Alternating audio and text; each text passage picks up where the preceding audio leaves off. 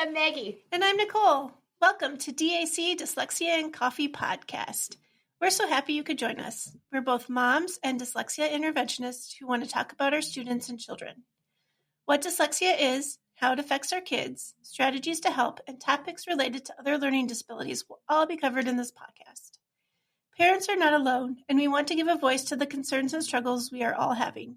This is a safe place to learn more about how to help our children grow and succeed in school and the world. Grab a cup of coffee and enjoy the conversation. Hi, everybody. Welcome to episode 21 of DAC, Dyslexia and Coffee podcast. We like to start our episodes with the concept of the week. So concept of the week is our opportunity as practitioners to let our listeners in to an intervention session and teach a little bit about what we're teaching our students. So today's concept of the week is a Greek combining form.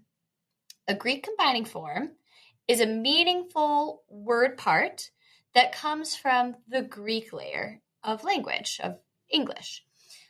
Greek combining forms are put together with other Greek combining forms to create words. This is really similar to how we would create a compound word. So an example is photo. Photo means light, and graph, which means picture. So if we put those together, photograph, that means it's a picture made from light. So today's topic is screening assessments. So why is everybody talking about screening students for reading? Yes, so that's kind of got a layered answer, and we will give our listeners full disclosure that we live in the state of Wisconsin, where there have been recent law changes that have mandated screening for dyslexia in schools. The primary goal of screening students is to identify students who may be at risk for dyslexia and establishing that early on. So providing them with timely and targeted interventions to help support their reading and academic success. So how early can dyslexia be identified? Yeah, so this is really interesting. Dyslexia can be identified as early as age 4. Keep in mind the skills that we would screen for or look at in a 4-year-old going to be a little bit different than what we're looking for in an older child, but we can start to see those signs as early as age 4. Some of the things we might red flag a 4-year-old, if they're not really understanding how a book works, right? If you give them a book and they don't automatically turn it the right way, if they're not flipping the pages in the right direction, or if they're having difficulty with creating words that rhyme or establishing their word sounds correctly, those are all things that we might want to be on the lookout for that 4-year-old. And yeah, we can screen that 4-year-old and see, could there be dyslexia here? Yeah. So some key points about dyslexia screeners. First of all, it's early detection. Screeners are designed to identify potential issues in young children even before they can formally read. This allows for early identification and intervention, which is crucial for successful learning. Yeah, absolutely.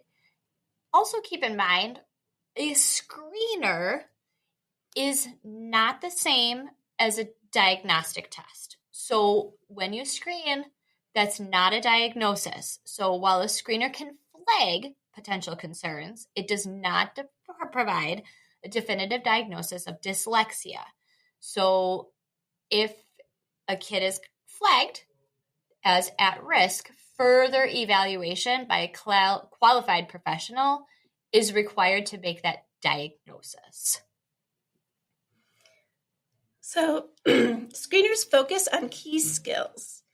So screeners assess foundational reading skills like phonological awareness, phonemic awareness, rapid naming, letter knowledge, and all these are known indicators of potential dyslexia. Yeah. So what is phonological awareness? Yeah, so phonological awareness, for those playing along at home, right? Phonological comes from the word phoneme or sound system. So phonological awareness is paying attention to sounds in words, and then being also able to manipulate those sounds. So creating different words. A good indicator of this is early on is rhyming words. Yeah.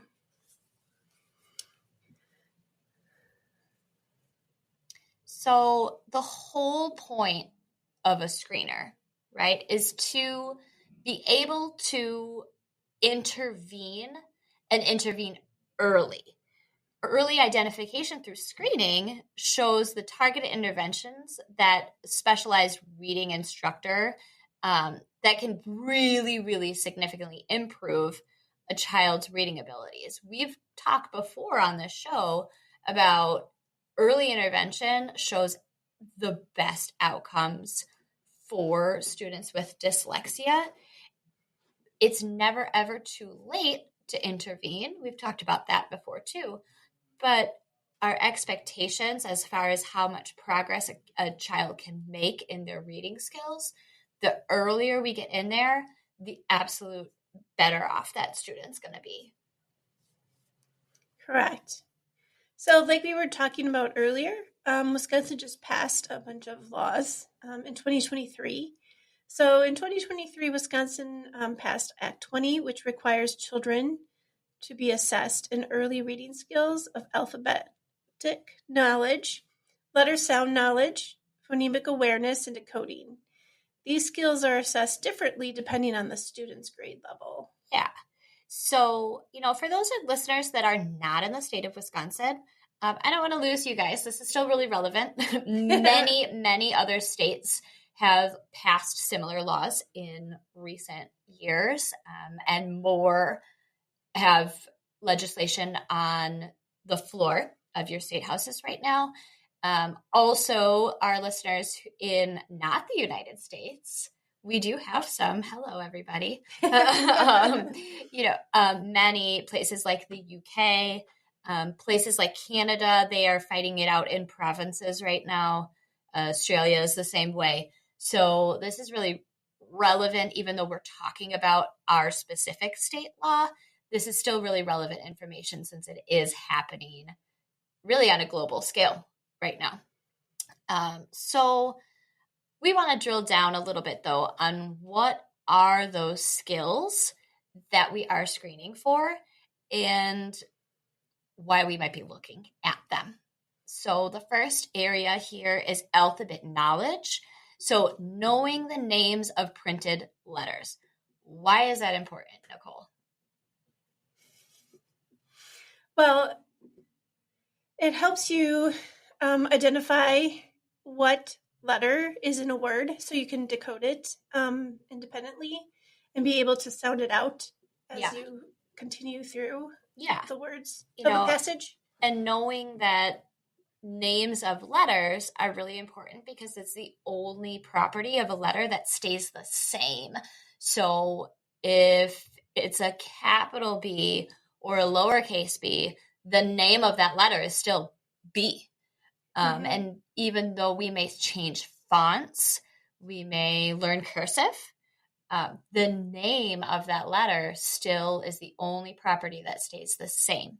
So it's pretty important. And that brings us back to that rapid autonomic naming. Yes. Because we need to know how fast a student can grab those names. Yep, exactly. So the second one is letter sound knowledge. This is knowing the sounds of printed letters. This is incredibly important for decoding. Yeah, and some letters have more than one sound, right? Yep. Like our vowels, right? Correct. Or even the S. Yep. S can make two sounds. Yep. S or Z. Yep. C can also make two sounds, right? or s. So pretty important that we know those letter sounds, and also what happens when we combine more than one letter and it's actually now just one sound. Right. Phonemic awareness is hearing, saying, and manipulating individual sounds in a spoken word. So that's kind of like what? Can you give us an example? Yeah, so things that would encompass phonemic awareness is being able to, first of all, name the sounds of a word. So if I gave the word boat and I asked a student to tell me the sounds in the word boat, that would be called segmenting, and I would expect a student to be able to say b-o-t, right? And then I would also want the opposite of that, which is called blending. So I'm going to use the same example. I would give the sounds b-o-t, and I would want that student to be able to blend them and tell me, oh, that's the word boat. Higher order phonemic awareness skills would be things like, okay, now we have the word boat, but instead of the first sound b, I want you to say k, and then I would want that student to be able to say coat, right? We would target, depending on their age, also the beginning, middle, and end sounds.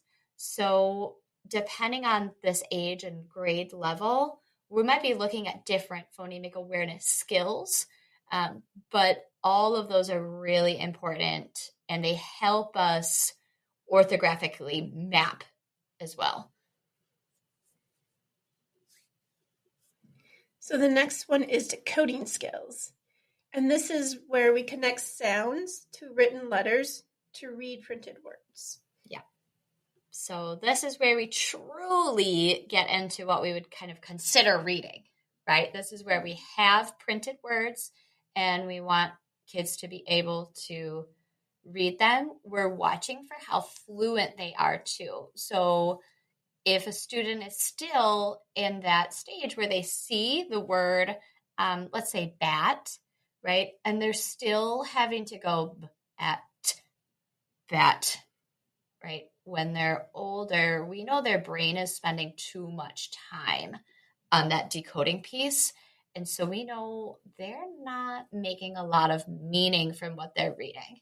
So we want to see how smooth and quick their decoding skills are. Correct. And then oral vocabulary is the understanding the meanings of words when you're speaking or listening. Yes. Lots of reasons to test this oral vocabulary, right? We know, first of all, that kids come to school with lots of different backgrounds and lots of different abilities when they walk into the door, right? So some students have been exposed to tons and tons and tons of words at an early age, and they're coming to us with pretty big oral vocabularies. So oral meaning spoken vocabulary, right? And that can have huge implications for their future reading abilities. We know that background knowledge is linked to reading comprehension success. So it's really important for us to understand what is the oral vocabulary of our kids when they're coming to us, because there's lots of very cool ways to increase oral vocabulary. Correct. So then in Wisconsin, Ames Web Plus early reading screening assessments was part of the...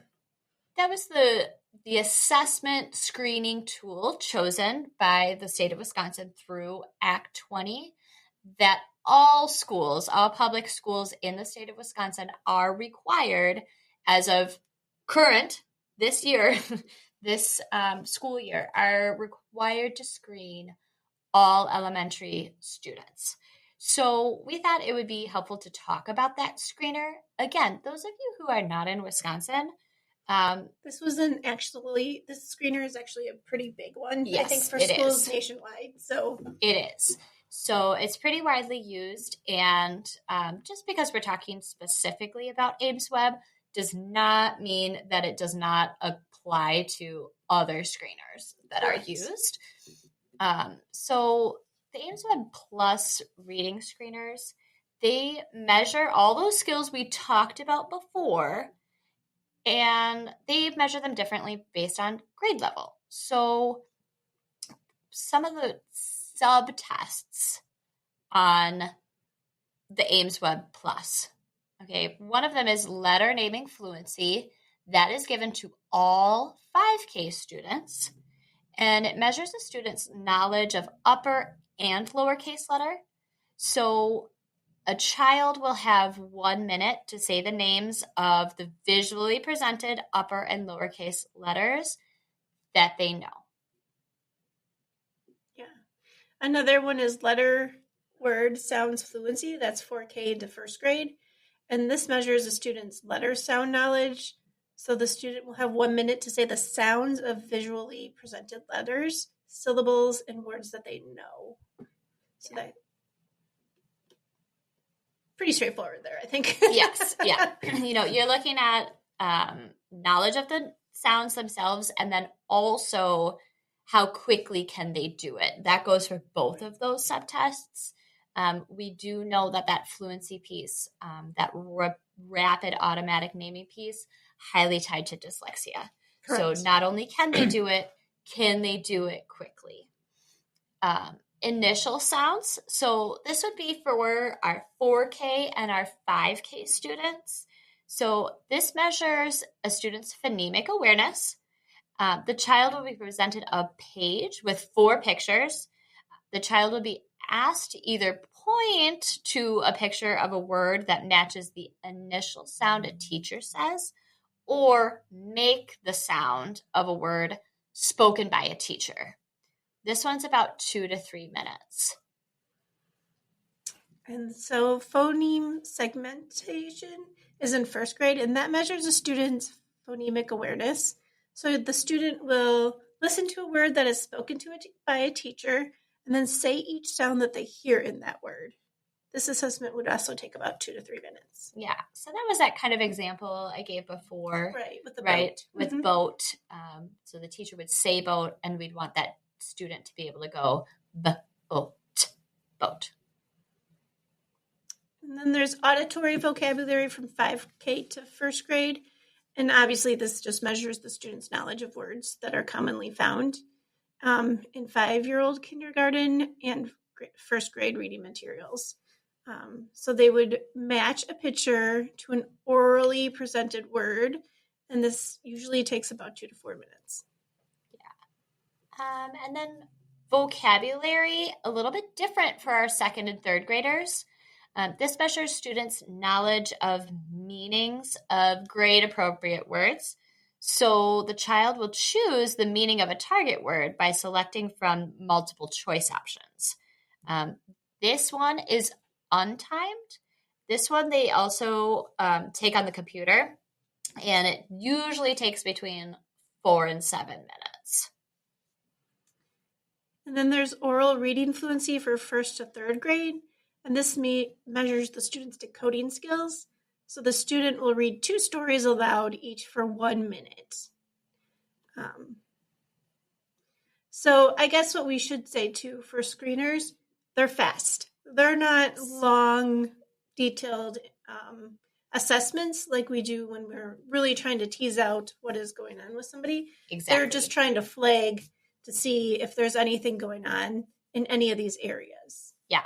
Exactly that. So I'll take a minute here to kind of shout out my kids' school, because honestly, I think they've done a really good job of informing parents about what to expect out of these screeners and when they're taking place. So it's not really often that I get the opportunity to give a shout out to something I think our school is really doing well. But I think they did a really nice job here. I think they really walked parents through what to expect. But I think we want to take a minute here to say, okay, so now what do we do, right? Let's say we have a student and now we're getting the results of this screener and it says your child is at risk for dyslexia.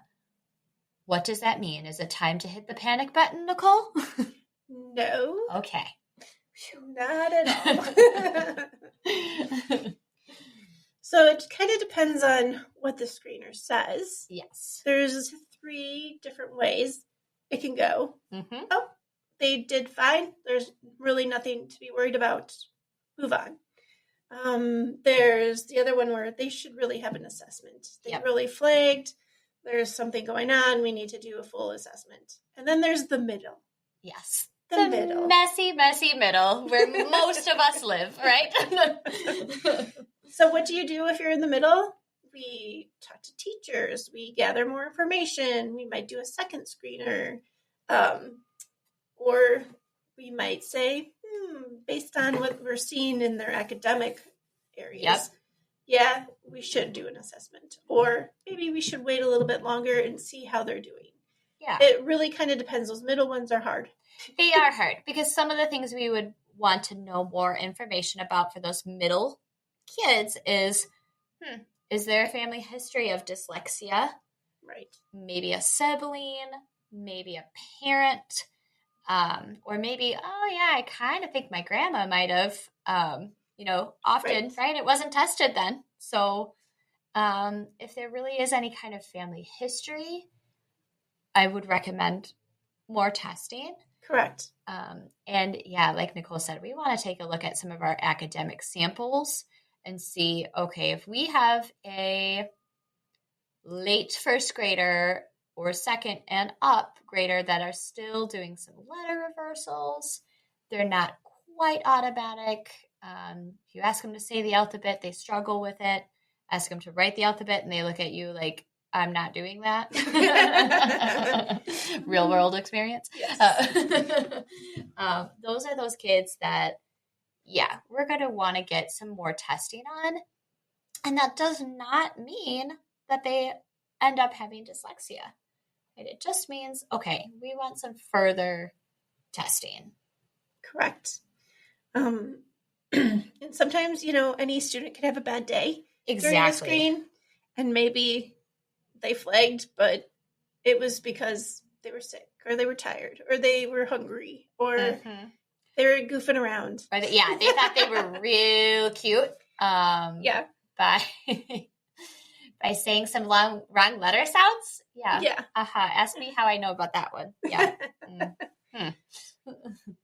So I think I'm very cautiously optimistic about how the screening process is going to go. I'm happy to see that this is on the books in schools. I also want to kind of further shout out the letter that I received as a parent in the district was very clear about what they were looking for and how they were going to look for it, including being upfront with this is a screener and we are looking for dyslexia. That's huge. I think we can kind of celebrate that. I think there's a lot of it wasn't a word that was used very much in this state. That's right. For very long. And listeners who have been with us know that Nicole and I both feel very strongly that when we're talking about dyslexia, we really need to name it. Giving it a name gives all of the tools then, right? We can all be on the same page. We're talking about dyslexia. It's not a dirty word, and it's not something to be so in fear of. We can talk about it, and schools can have the tools for, okay, now how do we help? Right. And screeners don't always have all the information that you need in them, which is why sometimes you use more than one screener when there's a concern. I know that for our center, we use the Tests of Dyslexia screener, which has a lot of the components that we just talked about in it. Mm-hmm. Depending on age, it changes versus if there's pictures involved or not, and what type of phonemic awareness is involved or not. Yep. So, I mean, there are so many different screeners out there, but know that there's never a screener that's 100%. No. Because they're a screener, so that's kind of their thing. Exactly. I think a collective deep breath and, hey, guys, it's all going to be okay, right? No screener is infallible. Right. Of course, we will have students who are not flagged as having dyslexia, who do, in fact, go on to have dyslexia. That will happen. We will also have students flagged at a high risk that come back after a full test and we say, no, I don't think this actually student does have dyslexia. That will also happen. So no screening measure is going to be perfect. And it's all really going to be okay, though. This is a step in the right direction. There has been a lot of argumentation regarding Act 20 in general, and how it's being implemented. And I don't really want to weigh into the politics of it, but I do want to say this part of it is good, right? This screener that we're going to have everybody screened, that's just objectively a good thing. This will arm teachers with the knowledge they need, and it will provide parents an honest assessment up front. How many times have we heard from our older students that come to us from testing, that school's saying they're fine, school's saying they're fine, Correct. And I think a lot of that is lack of, and this is not a shade to teachers, I am a teacher, but lack of teacher knowledge and ability to say, I actually think there's a problem here.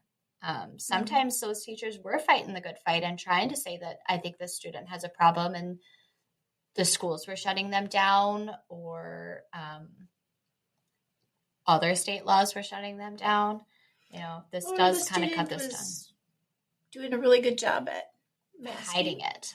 Or they haven't hit that spot of when they can't compensate any longer. Oh. So there's those other things that can also play a part. For sure. This type of thing. So for sure.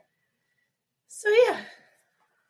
So Maggie, what's going on beyond dyslexia today? Oh my. Okay, so as we record this, it is mid-January, and it has really been a difficult start to this 2025. I had high hopes coming in, and it's been a really difficult January. We've had a lot of very tough family things, kind of both our internal immediate family and kind of extended family stuff. And I'm really seeing the effect of adult stress on tiny humans. Our bedtime routines have just been trash, if I'm being really honest. But this week really, really tried to go, okay, we are going back to one. We are having our bedtime routine and morning routine on lock, and I've been kind of probably a little naggy about it, if you would ask my children. But I'm really actively trying to reestablish routine so that I'm setting my kids up for success at bedtime and, sending them to school well rested and ready to learn things. Nobody's perfect, and I'm feeling not great about the state of routine in our house right now. What about you? Yeah, I think it's been a tough transition to come back from break. Yes. I think we've also had that really tough time of we were doing so well before break where we were on time and we were getting up at the same time, going to bed at the same time. And yeah, it's been a very big struggle to turn that back around and get them back to where they want to be or where they should be. Yeah, and then just getting back into the swing of things has been really tough. Yeah, agree. It seems like even more this year. I don't know. Usually I feel like I have a better handle by mid-January. Right, exactly. But no. Yeah. Just no. So, yeah, I totally agree. Ours has kind of been back and forth. Oh, we have a good day, and then that didn't work out so well today. Here's to hoping for some better luck in the next couple of weeks. Oh man, it's been a ride. But thank you everybody for listening. We just really love doing this. It's been a lot of fun. If you like our show, please follow us on social media and reach out if you have any questions or would like us to discuss a topic, especially that, right? Please reach out to us. We would love your ideas. If you like our show, be sure to follow and rate us on your favorite podcast player. That's how we reach more listeners. And leave us a little review. That's tremendously helpful for getting that show out there and reaching all of you. Thank you. Thank you.